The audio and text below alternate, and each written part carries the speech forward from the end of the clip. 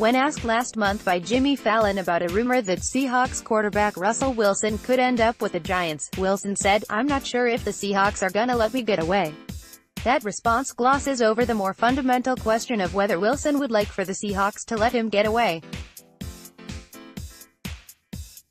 Per a league source, the Seahawks think that Wilson would like to play elsewhere, even if he hasn't and wouldn't ever say it. They also believe that this unspoken dynamic will cause Wilson to drive a harder bargain with them than he would with another team. Yes, Wilson and his agent, Mark Rodgers, continue to talk to the Seahawks about a long-term deal.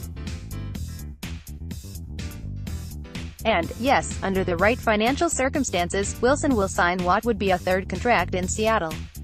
But if the Seahawks won't pay whatever it is that Wilson wants from the Seahawks, the question becomes whether he'd want that same amount from a different team.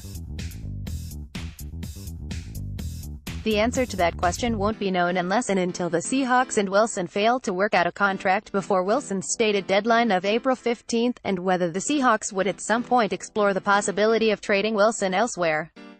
That may not happen in 2019, when the Seahawks can keep Wilson for a base salary of $17 million.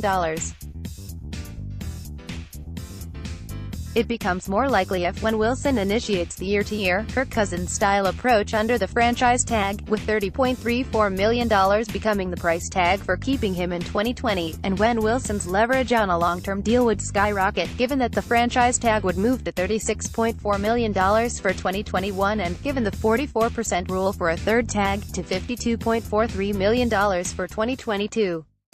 If Wilson would take less than what he could get from the Seahawks on a long-term deal, it becomes easier to trade him, since his next team wouldn't be looking at the same astronomical investment. And that becomes a very real dynamic in the question of whether the Seahawks will devote the cash and cap space necessary to keep him, or whether they'd get what they can and start over with a young quarterback who would be making dramatically less under the rookie wage scale. It's a consideration that remains premature while the window remains open on a long-term deal for Wilson.